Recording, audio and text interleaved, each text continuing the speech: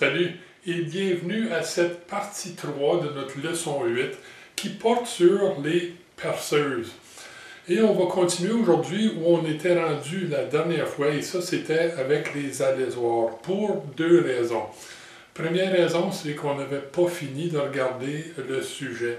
Et la deuxième, c'est qu'il semble que certaines personnes ont mal compris la différence entre des témoins ou les témoins d'un forêt et les arêtes tranchantes d'un alésoir, que j'ai tendance à appeler aussi des témoins, même s'ils ne le sont pas.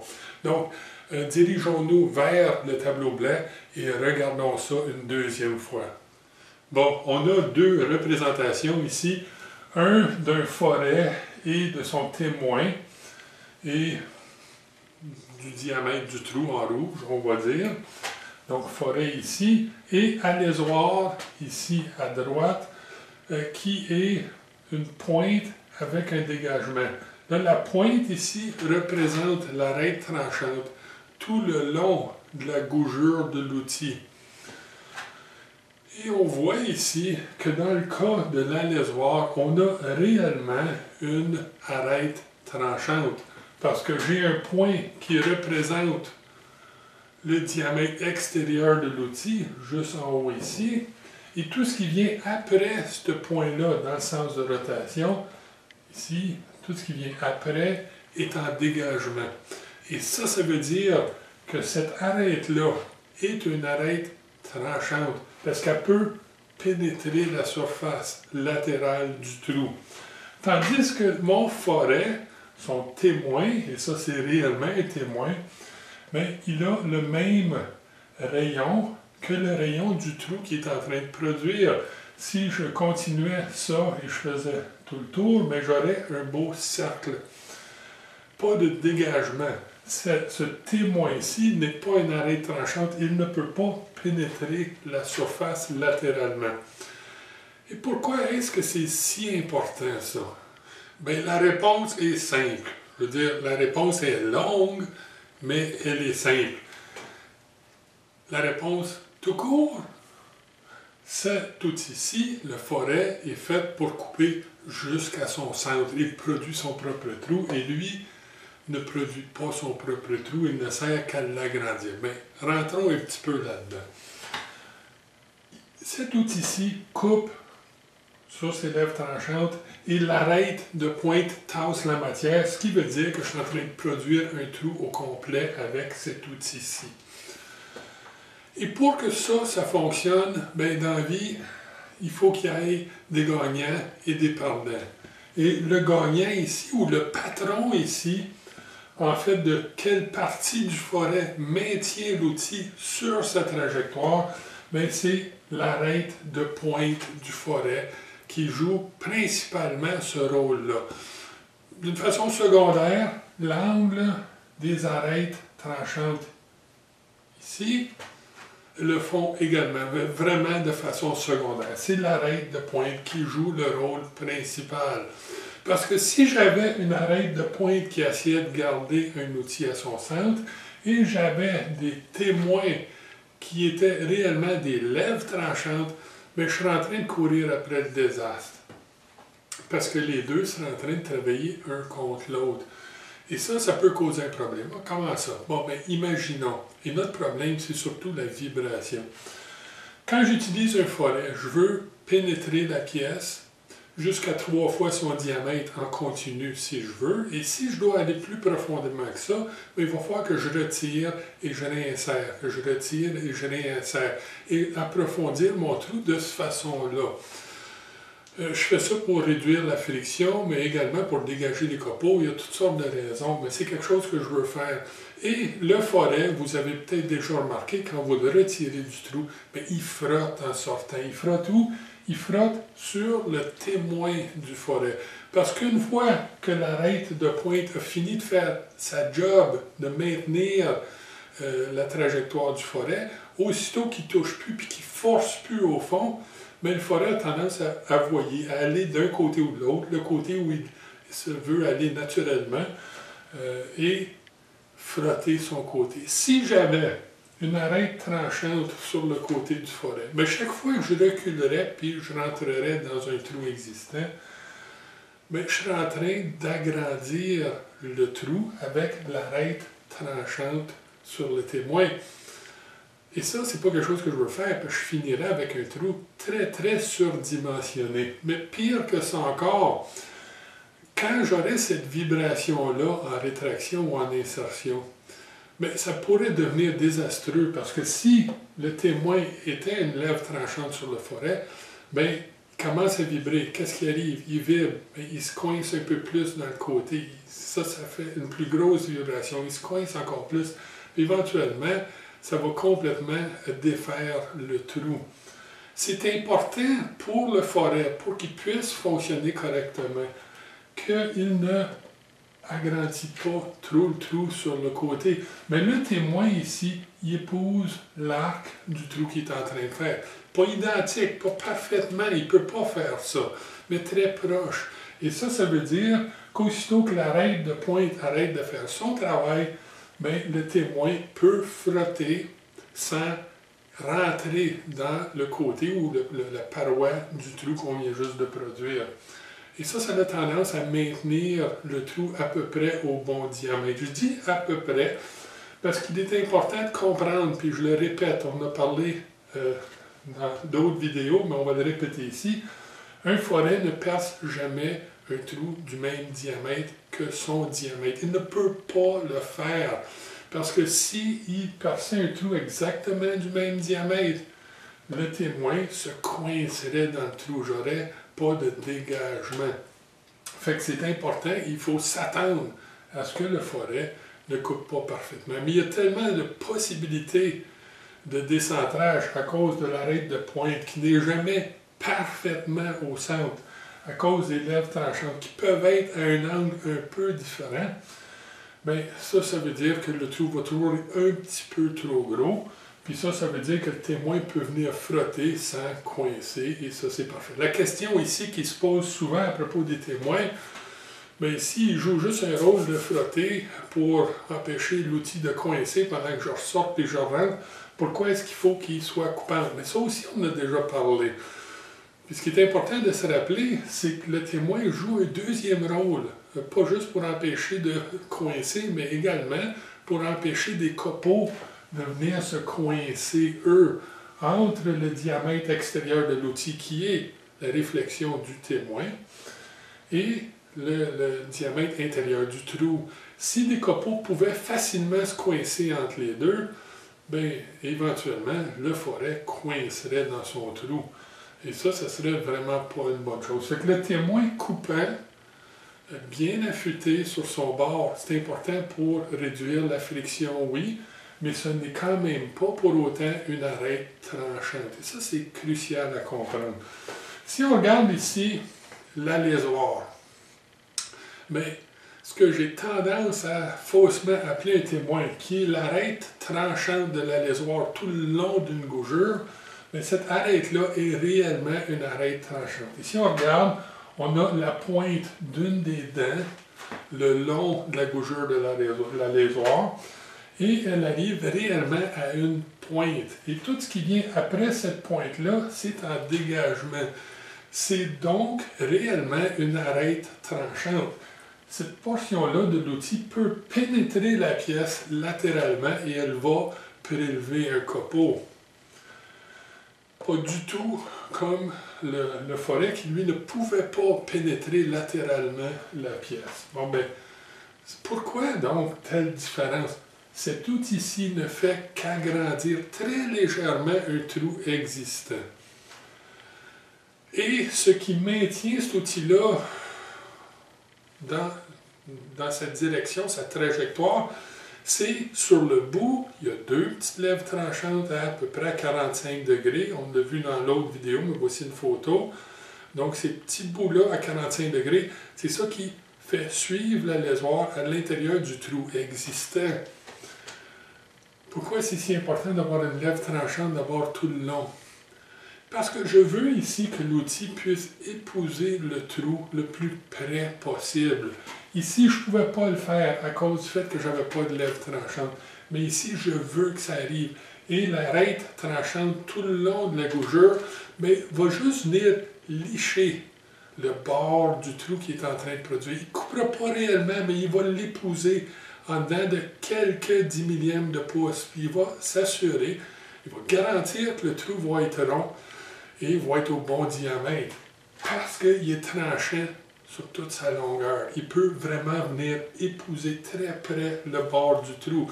Et il y a un patron qui est le 45 degrés sur chaque coin de l'alésoir qui garde l'outil aller. Il n'y a pas d'arête de pointe sur l'alésoir qui va vouloir tirer l'alésoir d'un bord ou de l'autre. Il peut réellement suivre son trou. Mais ça veut dire qu'il doit y avoir une très grosse différence entre comment qu'on utilise un forêt et comment qu'on utilise un alésoir. Parce qu'ils ne coupent pas du tout de la même façon, on ne doit pas les utiliser de la même façon. Et c'est vrai. Fait que regardons ça. Bon, on sait qu'il y a des différences, mais quelles sont les différences? Bien, on parle d'avance, de vitesse et de technique. Bon, ben, j'ai ici un alésoir 7/16e de pouce et un forêt 7/16e. C'est pas important la grosseur, ils sont pareils en fait de diamètre. Si j'avais à calculer l'avance, il n'y a pas d'avance à calculer comme tel, mais il faut quand même trouver l'avance. Pour un forêt de cette grosseur-ci, l'avance serait normalement à peu près 3 millièmes de pouce par tour d'outil. Pas vraiment une avance, ça, parce que l'avance, c'est surtout la charge par dent qu'on veut savoir. C'est quoi la charge par dent? Mais la charge par dent, c'est l'épaisseur de matériel prélevé pour chaque dent sur l'outil rotatif. Bon, mais dans le cas du forêt, j'ai 2 lèvres tranchantes, 2 dents, si on aime mieux. Puis si je fais tourner ce forêt-ci pour percer un trou, je vais vouloir qu'il avance 3 millièmes de pouce par tour. Donc la charge par dent, c'est 1 millième et demi, ou la moitié, puisqu'il y a 2 dents, chaque dent va prélever un copeau la moitié de l'épaisseur de son avance par tour. Bon, mais ça, c'est à peu près la bonne avance pour un forêt comme ça. L'alésoir qu'on a ici, qui est le même diamètre d'alésoir, va devoir avancer beaucoup plus rapidement pour maintenir la charge par dent. Je veux sur l'alésoir avoir à peu près la même charge par dent, 1,5 millième de pouce pour le forêt, 1,5 millième de pouce pour l'alésoir. Mais l'alésoir ici a 3 fois le nombre de lèvres tranchantes que mon forêt avait. Donc si j'ai 3 millièmes de pouce d'avance par tour de forêt, et j'ai 3 fois le nombre de lèvres tranchantes, mais je vais avoir 3 fois 3, 9 millièmes de pouce par tour d'outil d'avance, en fait, pour cet alésoir-ci. Donc on peut voir que l'alésoir doit avancer très rapidement comparativement aux forêts pour maintenir sa charge par dent. Maintenir la charge par dent, c'est important parce que ça réduit les possibilités d'avoir l'outil qui vibre ou qui broute dans le trou, qui va agrandir le trou. Bon, mais ça, c'est merveilleux. Mais comment est-ce qu'on ajuste ça? Parce que c'est une question de vitesse aussi. Parce que la vitesse est différente aussi entre les deux vitesses de rotation, je parle ici. Bon, mais pour le forêt, on utilise notre formule qu'on a déjà vue. En impérial, c'était vitesse de coupe, ou VC fois 4 divisé par diamètre. Ça, c'était notre formule pour calculer la rotation. Puis si on utilise la formule, puis on va imaginer un chiffre qui est facile à imaginer ici, pour le forêt, on va dire que je calcule que ça sort à 300 tours minute. Je recommande pour un alésoir de même grosseur d'utiliser le tiers de la vitesse qu'on calcule pour le forêt. Et ça, c'est vrai pour n'importe quelle grosseur d'alésoir versus la même grosseur de forêt. Fait que 300 révolutions minute pour ce forêt 716-ci, je vais vouloir tourner à 100 tours minute pour l'alésoir de même diamètre. Pourquoi cette différence-là? Elle est capable de tourner à la même vitesse. C'est 2 outils en acier rapide, c'est pas un problème, mais c'est une question de contrôle et d'éviter le broutage.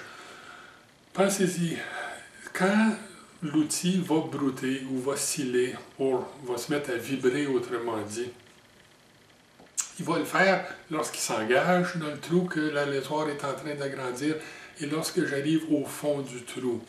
C'est à ce moment-là, sans toucher le fond, là, on se rappelle, un alésoir, ça ne doit jamais toucher le fond du trou. Je devrais plutôt dire quand elle arrive à la fin de sa course à l'intérieur du trou. Bon, mais c'est là que je peux avoir des vibrations. Pourquoi? Parce que la pression de coupe sur ces arêtes à 45 degrés sur le bout est inexistante et ça veut dire que l'outil peut se mettre à vibrer de côté. Et puisqu'elle a des lèvres tranchantes sur son tour, et pas des témoins comme le forêt, bien, l'alésoir peut réellement se mettre à agrandir son trou, puis ça peut causer beaucoup de problèmes. Fait qu'il va falloir que je contrôle mon mouvement très bien. Si je tourne à très haute vitesse, 308 tours comme pour le forêt, bien, il va falloir que j'avance phénoménalement rapidement avec l'alésoir pour maintenir la charge d'avance dedans, charge par dedans, pour éviter la vibration. Et ça veut dire que je vais avoir de la difficulté à contrôler le moment où je rentre dans le trou et le moment que je finis au fond, à la fin de ma course. Si je tourne plus lentement, ben, c'est moins un problème. J'ai un meilleur contrôle de ce qui se passe. Bon, mais ça, c'est parfait, mais il y a une deuxième raison. Quand j'arrive à la fin de ma course, dans le fond du trou que je suis en train d'alaiser, sans toucher au fond, ben, je veux éviter que l'outil tourne dans le trou sans qu'il y ait de charge axiale de coupe. Ça veut dire qu'aussitôt que j'arrive au fond du trou, il faut que j'arrête la progression de l'outil. Oui, et il faut que j'arrête la rotation de la pièce. Ou vice-versa, dépendant de quelle sorte de machine que je travaille dessus.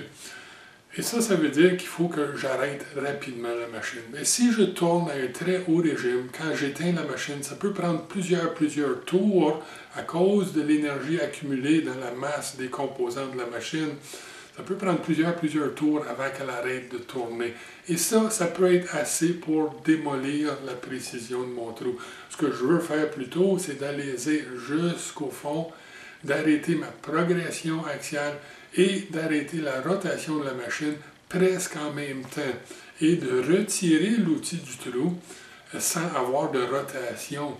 Ça va garantir le meilleur diamètre possible. Mais pour que ça arrive, il faut que j'arrête rapidement la machine. Et quand la machine tourne plus lentement, elle est beaucoup plus facile à arrêter. Et c'est pourquoi l'avance ici, la vitesse de rotation est moindre que la vitesse de rotation du forêt. Et en ce qui a trait à la technique, bien, voici deux séquences que j'ai tirées de ma vidéo portant sur le projet manche de marteau. On peut retrouver la vidéo complète sur ma page web thatlazymachinist.com. C'est gratuit et ça le sera toujours. Donc, voici les deux petites séquences. Comme j'ai déjà mentionné, lorsqu'on débute un cycle de perçage, on peut commencer par percer en profondeur jusqu'à environ 3 fois le diamètre du forêt sans le retirer. Par contre, si on va plus creux que ça, il va falloir qu'on commence un cycle de perçage où on perce, retire, perce, en refroidissant l'outil et en évacuant les copeaux.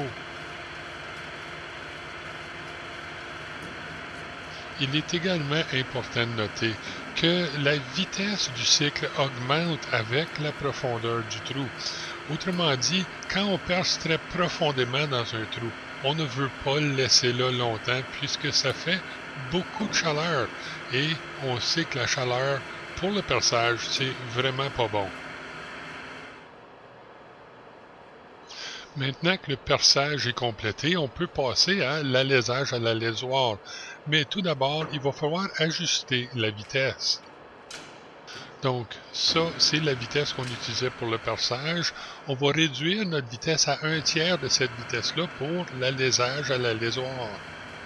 un peu de lubrification, c'est toujours une bonne idée. Et notez la vitesse d'avance.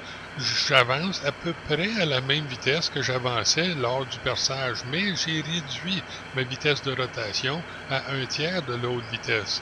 Ça veut dire que ma charge par dent devrait augmenter beaucoup, et ça, c'est pas une bonne chose.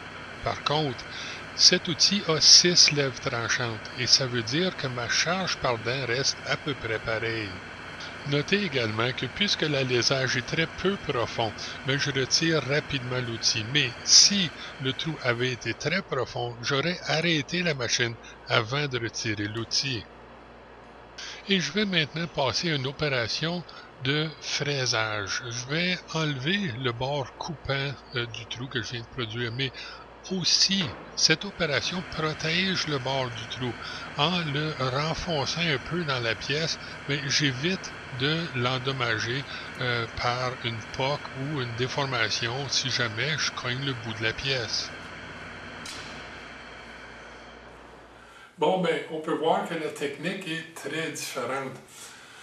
Mais il y a d'autres choses que ça aussi, et il faudrait dire que des alésoirs, quoi faire si j'ai des grosseurs un peu bizarres, comment je fais pour... Hey, on peut avoir un alésoir pour chaque grosseur de forêt qui existe. Fait que si vous avez une forêt d'une telle grosseur, vous pouvez avoir un alésoir de la même grosseur. Et vous pouvez même vous faire fabriquer des alésoirs sur mesure. Les compagnies vont faire ça, mais soyez avertis que c'est très dispendieux. En plus, comment est-ce qu'on ferait pour jouer avec les diamètres quand je veux quelque chose qui s'assemble avec une légère pression, un léger dégagement? Regardez ça ici. J'ai quelque chose de vraiment beau, bel ensemble d'alésoirs que j'avais dans mon coffre outils quand j'enseignais, que je n'ai plus parce qu'évidemment, j'ai été obligé de le laisser à l'école. Je fais ça parce que c'est un des outils que j'appréciais le plus dans mon coffre. Parce que c'est vraiment un bel ensemble d'alésoirs. Mais regardez d'un peu plus près, si vous regardez vers le bas ici, vous apercevez que c'est toutes des drôles de dimensions. C'est un ensemble d'alésoirs sur- et sous-dimensionnés. Ça veut dire que, et ça c'est un ensemble là, impérial fractionnel, mais il n'y a pas d'alésoir 1,5 pouce dans l'ensemble. Il y a un alésoir 1,5 pouce et 1 millième, et 1 millième de moins qu'1,5 pouce, donc 0,501 et 0,499, mais il n'y a pas de demi-pouce. Et ça, c'est vrai pour chaque grosseur de fraction dans l'ensemble. Et ça, c'est absolument merveilleux pour jouer avec le genre d'assemblage qu'on veut entre une goupille et un trou. C'est surtout là qu'on va s'en servir lorsqu'on fait du travail en poinçon et matrice, en gabaritage ou encore en fabrication de moules à injection, ce genre de choses-là, où j'ai vraiment besoin de différents types d'assemblage pour un même goujon ou une même douille. C'est de toute beauté. Ceci étant dit, il reste une chose à couvrir dans cette vidéo, ce qui a attrait aux alésoirs. Et ça, c'est la grosseur des trous, parce qu'on dit depuis le début qu'il faut pré-percer un trou si on veut l'aléser. On n'a jamais dit comment gros. J'ai développé une technique qui est, pas développé, j'ai pensé à une façon de le faire qui est très simplifiée, parce que la plupart des livres nous suggèrent, au-dessus de tel diamètre, un 32e, en bas de tel diamètre, un 64e, puis c'est très complexe, non? Beaucoup plus simple. Ça marche en métrique comme en impérial, c'est 5% plus petit. On veut percer un trou 5% plus petit que le diamètre de l'alésoir qu'on veut utiliser. Allons au tableau pour regarder un exemple de ça. Bon, voici deux exemples du calcul qu'on a fait pour trouver un diamètre 5% plus petit. Le premier exemple, ça va être pour aléser à l'alésoir un trou d'1 demi-pouce de diamètre, et le deuxième, ça va être un trou de 6 mm. Le calcul est très simple, je veux 5% plus petit. Donc, si je multiplie mon diamètre par 0,05, ça va me donner 5%. Et je veux plus petit, donc je vais soustraire ça de mon diamètre recherché. Donc, pour un diamètre de 0,5 pouces, un demi-pouce, j'ai 0,5 moins, parenthèse, 0,05, 5 centièmes fois 0,5. Et ça me donne le diamètre en vue de l'alésage à l'alésoir de 0.475 millième de pouce. Donc 475 millièmes. Ça, c'est la dimension calculée. Mais on vit dans le vrai monde. Je veux dire, c'est tout réel et pas théorique ici. Quand je veux faire un trou, je veux le faire pour de vrai. Et puis ça, ben, ça n'existe pas comme forêt. Fait qu'est-ce que je vais faire? Je vais choisir le forêt le plus proche qui est légèrement plus petit que le diamètre que j'ai calculé. Et pour ça, si je regarde dans mes ensembles de forêts normales ou standards dans l'atelier maison ici, ben, j'ai un forêt 15/32e qui est assez proche de 0.475, en tout cas assez pour être utilisable. Mais mieux encore, si je l'avais, je pourrais utiliser un 12 mm. Même si c'est un forêt métrique, c'est pas grave. Ça peut être utilisé dans ce projet-ci, même si je suis en train de faire un travail impérial. Je veux dire, un forêt, c'est un forêt. Puis le 12 mm là, est sauvagement proche de 0.475. Donc réellement, puisque j'ai un 12 mm ici dans mon atelier, c'est ce que j'utiliserais pour aléser un trou d'1,5 pouce. Là, ça c'est la règle du 5%, on voit que c'est relativement simple. Mais la plupart des livres ne l'expliquent pas de cette façon-là et ça me met à l'envers, ça me dérange. Parce que c'est vraiment de l'ignorance. On est dans le monde moderne, là. On n'est plus en 1890. Et originalement, la règle stipulait que, bon, ben, au-dessus, puis je ne donnerai même pas les bons diamètres, là, parce que je ne veux pas que vous l'appliquiez, cette règle-là, mais la plupart des livres, vous allez le trouver dedans. Au-dessus d'un certain diamètre de trou à aléser, percez le trou en vue de l'alésage, un 32e de pouce plus petit. Et en dessous de ce diamètre-là, mais percez le trou un 64e de pouce plus petit. Ça présuppose que les trous ont, qu'ils soient très petits ou moyennement petits, le même besoin de matériel pour l'alésage. Et ça ne fait aucun sens. Là, je comprends d'où la règle vient. C'est une question de condescendance. Puis, dans le temps, il y a bien du monde qui pensait que le monde qui travaillait dans les ateliers, mais c'était pas du monde qui était bien smart. Mais c'est pas vrai. Puis, il faut arrêter d'appliquer ces règles anciennes qui sont vraiment le fruit d'une attitude condescendante. Donc, ici, je veux dire logiquement, puis je donne un exemple ici. Ça, c'est un alésoir 1/8 de pouce. C'est un très petit alésoir. Et il est ridicule de penser que cet alésoir-ci va marcher aussi bien qu'un alésoir 1/4 de pouce qui est beaucoup plus gros, avec le même matériel laissé dans le trou. Si je laissais, d'après la vieille règle, un 64e de pouce pour aléser un trou d'1/8 de pouce, je ne me rendrais pas loin. 1/4 de pouce au plus à l'intérieur du trou que j'essaie d'aléser, et l'égougure de cet alésoir-là serait coincée, engorgée complètement de copeaux. Ridicule. Non. Ce qui fait du sens, c'est le système que j'ai développé, qui n'est pas vraiment complexe, là, qui est 5% plus petit. Ça l'ajuste à l'alésoir. Un plus petit alésoir va avoir besoin de moins de matériel ou pourra endurer moins de matériel pour fonctionner correctement. Donc, c'est bon, 5% de moins, c'est vraiment la méthode la plus appropriée. Ça exige du jugement, mais le monde dans l'atelier, ils en ont du jugement. Il faut juste choisir quel bon forêt va aller le plus proche possible de ce que je veux faire. Bon, ben regardons notre deuxième exemple. 6 mm, c'est ce que je veux aléser. Même calcul. 6 mm moins, parenthèse, 0.05, 5 centièmes fois 6 mm, ferme parenthèse, égale 5,7 mm. J'ai mentionné, il y a quelques vidéos de ça, dans cette leçon-ci, je pense que c'était la vidéo 1, que les forêts métriques sont disponibles en incrément de 0,1 mm de façon normale.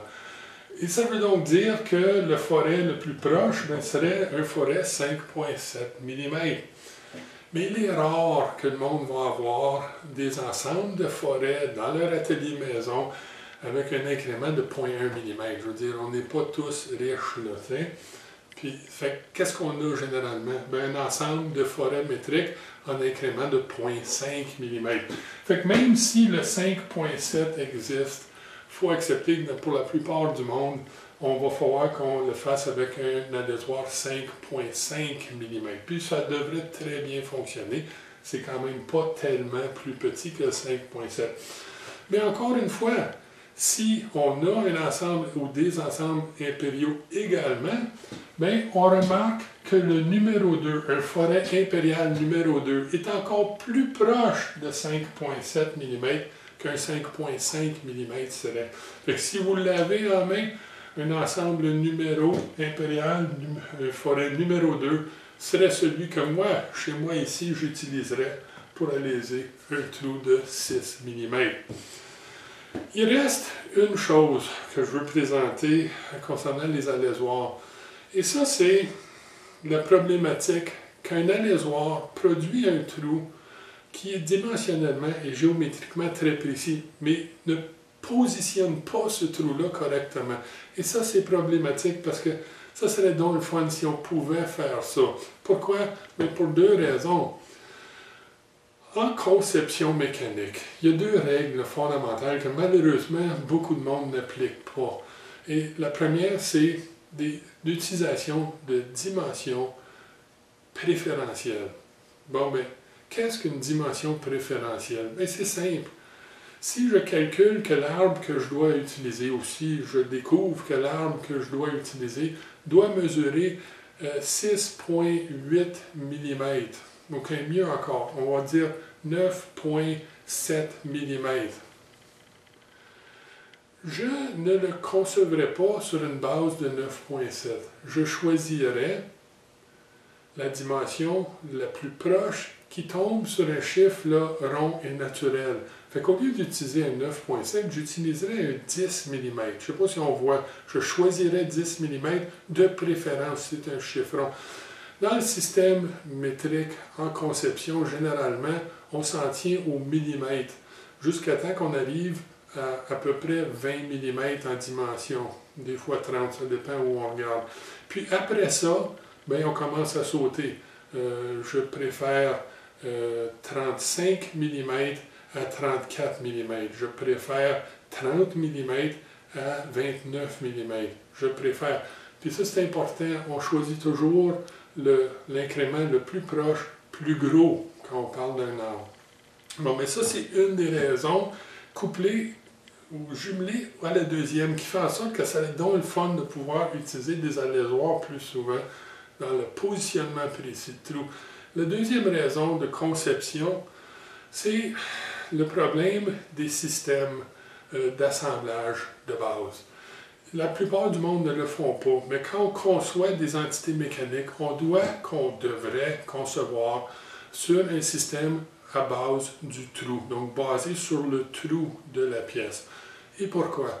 Il est beaucoup plus complexe de produire un trou hors norme, donc un trou qui ne tombe pas sur une dimension là, complète, comparativement à produire un arbre. Donc, si je veux produire un assemblage, on va dire qu'on veut produire un assemblage de 20 mm, un arbre qui rentre dans un trou, avec un certain dégagement. Bon, mais 20 mm, ça respecte ma dimension préférée. Okay? Je sélectionne la dimension entière. Et ça, c'est bon.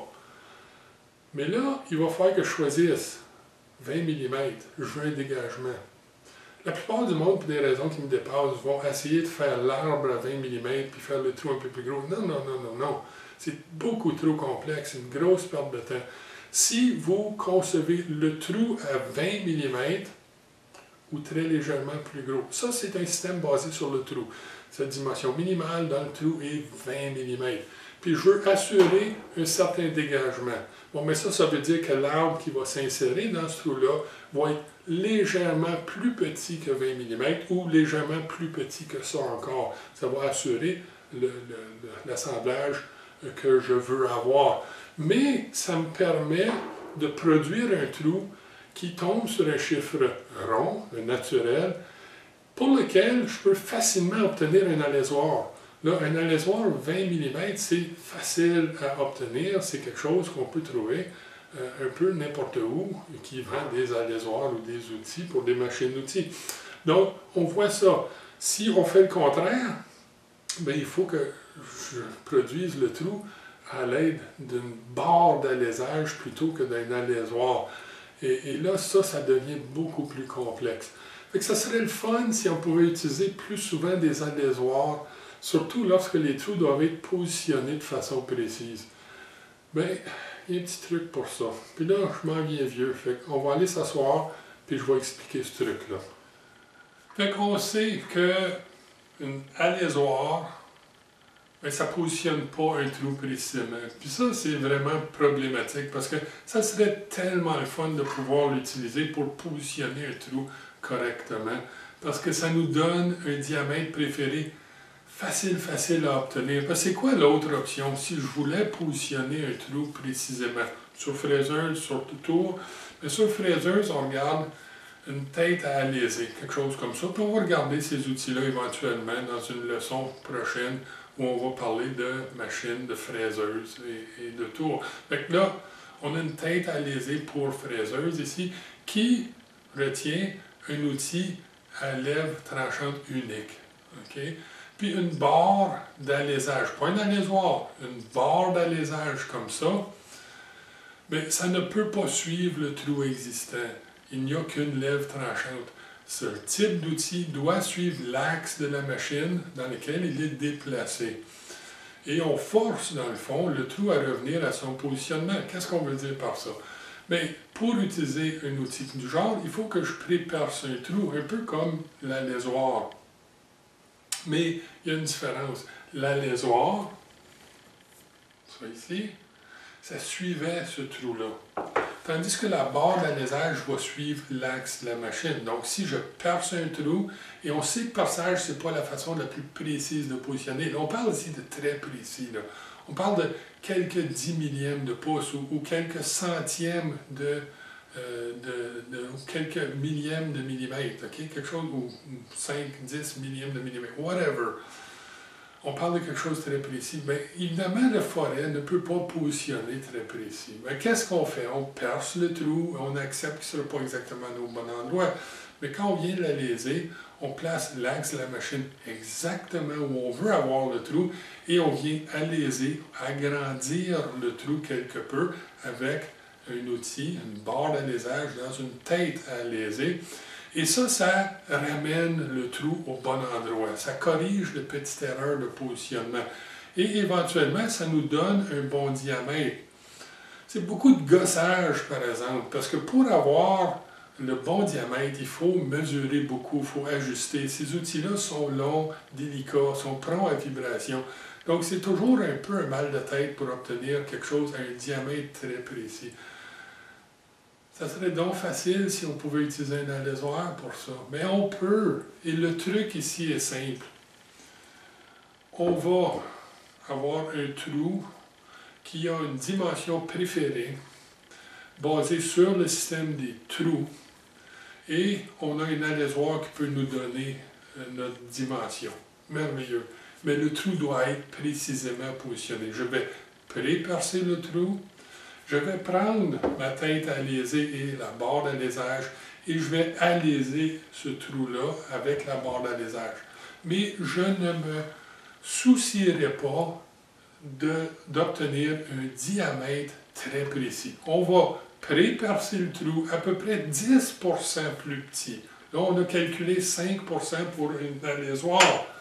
Mais là, on va faire 10% pour la barre d'alésage, parce qu'on va aléser le trou pour l'amener à peu près, sans grande précision, à 5% plus petit que son diamètre final. J'aurai donc un trou qui n'est pas exactement le bon diamètre, on n'est pas rendu là encore, mais qui est précisément au bon endroit. Et à ce moment-là, je vais utiliser mon alésoir pour finir le diamètre. L'alésoir suit le trou existant. Si le trou est très précisément positionné, l'alésoir va suivre ce trou-là et je vais avoir un trou au bon diamètre facilement et bien positionné parce que l'alésoir me donne ça et la barre d'alésage me donne ça. C'est le meilleur des deux mondes réellement. Bon ben, je parle beaucoup, des fois on dirait beaucoup trop, mais en tout cas, quand même beaucoup. je pensais vraiment compléter la série ou la leçon 8 en 2 ou 3 vidéos d'une demi-heure, mais il est évident que ce n'est pas le cas. J'espère, dans la partie 4, qui s'en vient bientôt, pouvoir parler des fraises, donc du chanfreinage de trous sur perceuse, du chambrage, du lamage, excusez, et ultimement du taraudage, avant de parler d'approche et puis certains travaux de base sur la perceuse.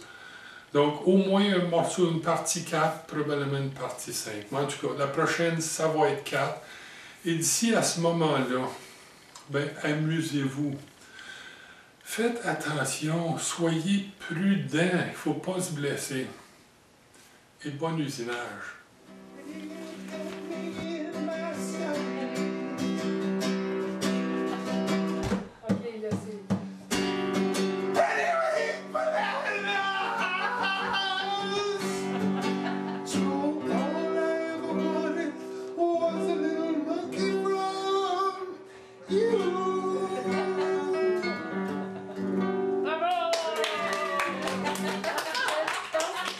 There you go.